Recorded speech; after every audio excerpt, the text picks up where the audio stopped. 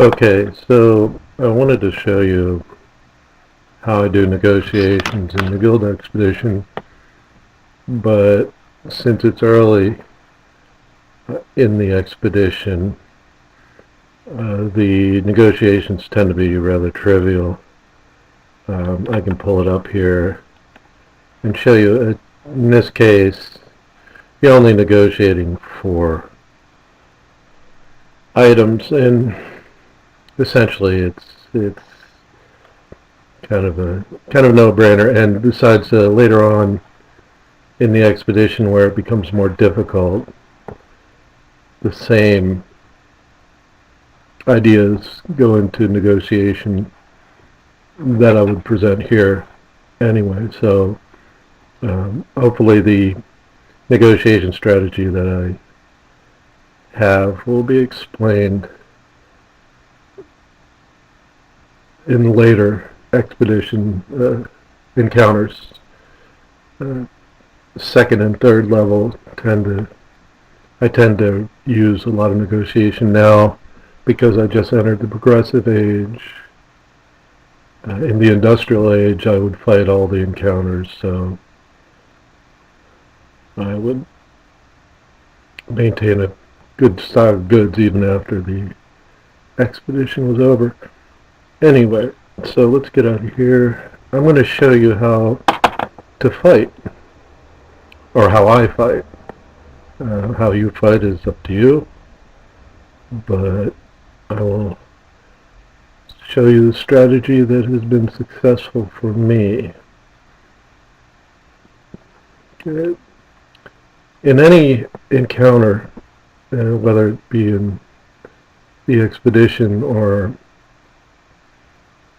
just normal player versus player, guild versus guild battles, there are three things that you need to know that are important to give you a winning combination. Those three things are power, position, and timing. Exactly the same things that you bring to bear in a good chess game. And believe me, this game is virtually identical to chess. The pieces are a little more varied, but the concepts are still the same. In this case, I'm doing an encounter in the first level. It seems relatively complex enough that I can explain a lot of things. In terms of power, of course, you want to have your units have the highest attack and defense numbers that you can get, and that involves improving your city to have buildings that, like the Cathedral of Aachen, that improve your attack and defense stats. Also some special buildings that you get from activities like special events, and the expeditions actually will give you buildings that improve these statistics. In this case, you really want to have a definite attack bonus, but also important is your defense, because you could go against another player with a really high defense value and still beat him, even with a moderate attack value, because you can outlast him. Basically, he can't do sufficient damage with a low attack value against your defense, even a moderate defense like 90% more, like I have here. And you can go up against another player with defense bonuses up to like 200% and still win. And that also means you can beat superior forces with inferior forces. For instance, I could beat these guys here, even with a defense bonus. I could beat them with units from a lower age. I might do that at some point to illustrate that, but right now, let's go with my strongest. Always go with your strongest. Play to your strengths and play to the opponent's weaknesses. That's always the winning strategy. In this case, these are ranged units. He has an attack defense bonus, 20%. May seem large, but it's kind of trivial at this point. Got these ranged units. We got heavies here and artillery here, and a fast unit here. We have to look at, in terms of strength, again, our power. First of all, we want to have as many units here. 8 units always. Always attack with 8 units. That immediately gives you an advantage. Also, in terms of the ranged units and the artillery units, it's good to have as many or more rogues as your opponent has artillery units. In this case, I have 2 rogues. I'm going to change these around because they're not really the right units for this type of defense, but we'll get to that. In this type of arrangement, I would counter most of this with ranged, or rather artillery units and ranged units that are good against these guys here. The only unit that a ranged or an artillery unit fails against is this guy here. And this guy will be problematic, although he is vulnerable to, of course, heavy units or whatever units are. For instance, here, this is a heavy, but in this progressive, apparently, he's only really useful against ranged unit, which we have a lot here. Okay, so we'll keep these guys. But he's not so effective as a heavy unit against this guy here. So let's get something that let's see, here's a light unit. He's a light unit. Okay, so we'll get this guy swapped out for a fresh unit. These guys here are also good against heavies. Actually, I think this arrangement will do us just fine, because we got 2 heavies here, and we have a number of ranged units that are effective against him too, although they don't usually say it. These guys will be sufficient. Their attack in this case and the defense are pretty huge compared to this, so I don't expect much damage. And the 2 rogues will absorb a hit from this guy, and maybe a hit or from one of these guys if they get close enough, which I doubt they will. In any case, so let's attack with this.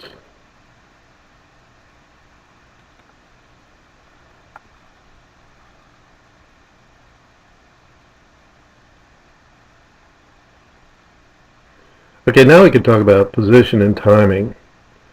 In this case, I like the progressive and industrial age battles because the battlefield is scaled way beyond the capabilities of your opponents here.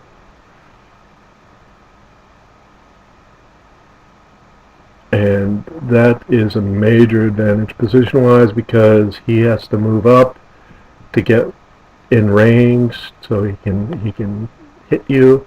In the meantime, his movement into range allows you to strike him first with your units. Also, trenches, some units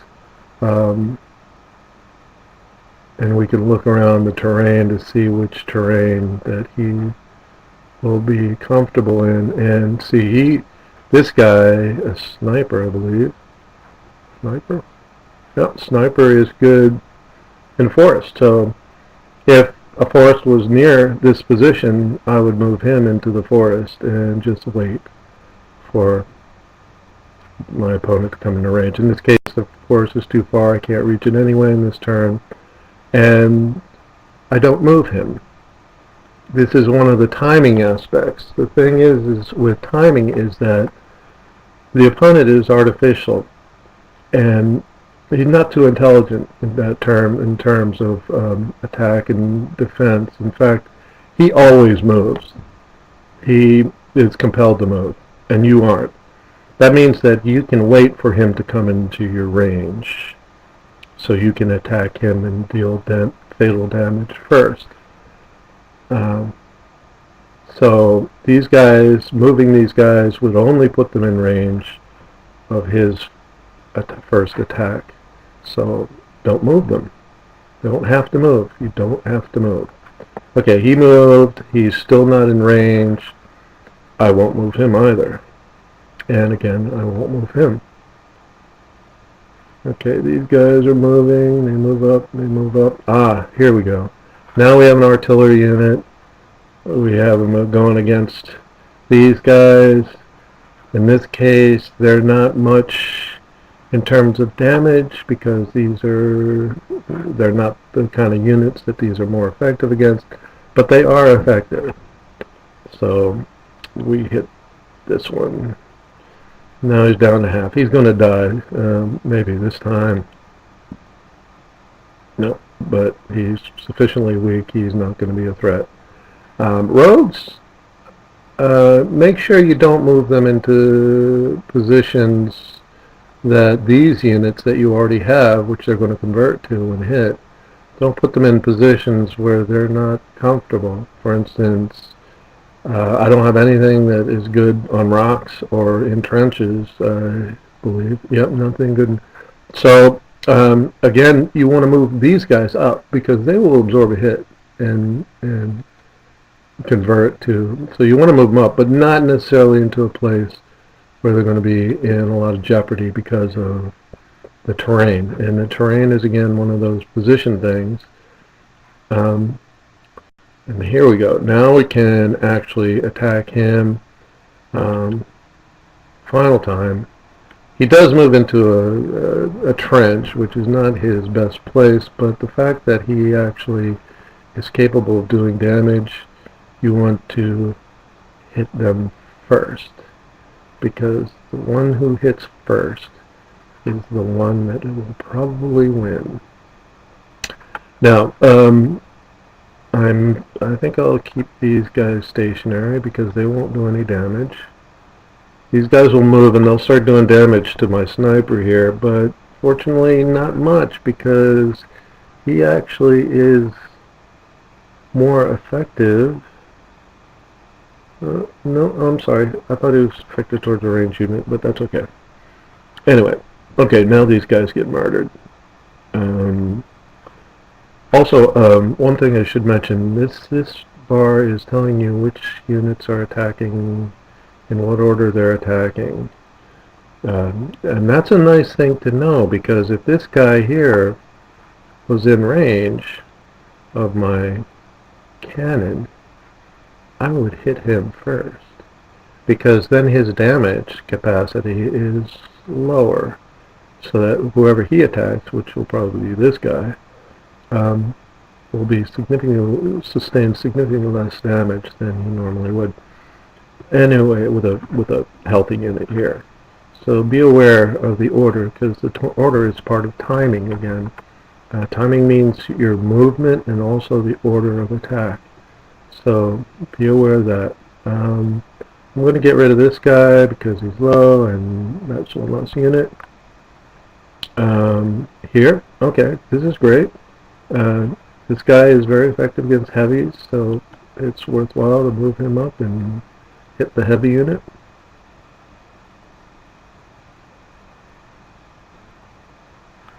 Okay, I'm going to move these guys up. Although I don't like to put a possible heavy unit when it converts into a trench. I don't know. Now I'll put them on the rocks. So, rogue on the rocks. Put him there. Alright, so now, look at this guy. Okay, this guy, easily, in fact, I'm going to put him in the forest because he's got a terrain defense and attack him. So now he's significantly reduced.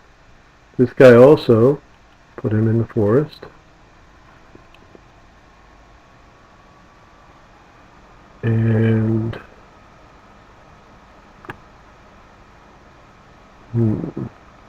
I will reduce him. Don't be afraid to lose units. It does happen. Now I feel comfortable enough. There are a lot less units on the board.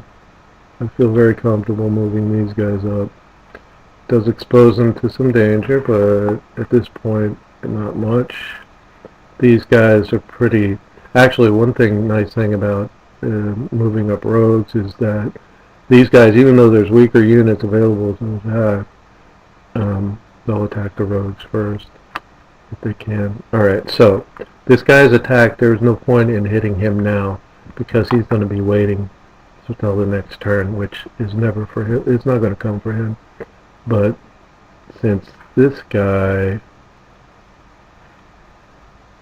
I'm going to hit him. He's gone. Now I have an extra attack. I can hit this guy.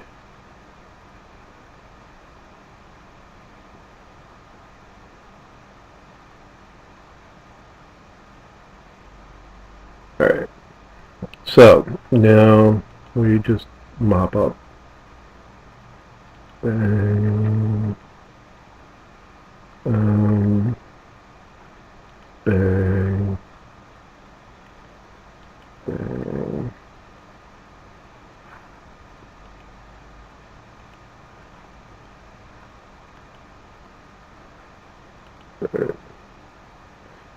And that's it. Nice thing about victories, they go into your tower competitions and you can get more medals as a result if you get in the upper 10 in the tower. So, is that okay?